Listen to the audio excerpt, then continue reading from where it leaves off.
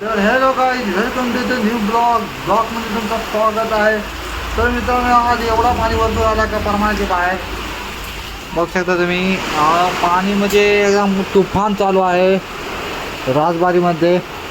एकदम आम्ही डायरेक्ट गाड्यात एकदम मस्त लपून राहिलो आहे. एवढा पाणी वरतो राहिला ना, पण ट्रकवाला तरी पण जात आहेत सगळे. एकदम अण्णा तर ते उभा राहून पाहू राहिलो. अण्णा आता दुसरा आहे, तो एकदम घरी गेलेला आहे.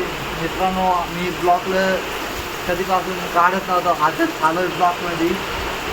तर तुम्हाला आजचा ब्लॉग तुम्हाला शेवटपर्यंत नक्की ब्लॉग बघा मित्रांनो. ते पाणी आहे ना एवढं वर्ष राहिलं का काय सांगावं तुम्हाला. परमानाची बाहेर वारा सगळा पण बाहेर आले सगळी. अण्णा इकडे इंडू राहिला. हा अण्णा आता दुसरा आहे, जाडा अण्णा.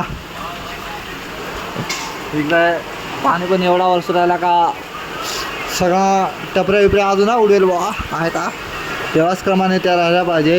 हे सगळं आहे अजून पाणी एवढा वर्षतो का जास्तीत जास्त कायचे काय टेम्परेरी पाणी वर्ष राहिला.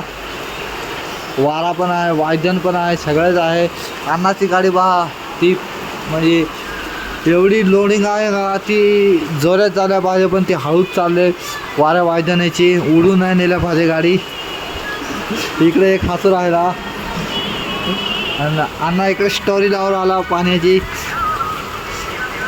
तर एवढंच माझा मुद्दा होता का तुम्ही घराच्या बाहेर निघा नको, बादलीत लावायचा. पाणी कमी आपलं करत जा. तर मित्रांनो, आजचा ब्लॉग आवडला असेल तर लाईक करा, शेअर करा आणि कमेंट करायला विसरू नका. बा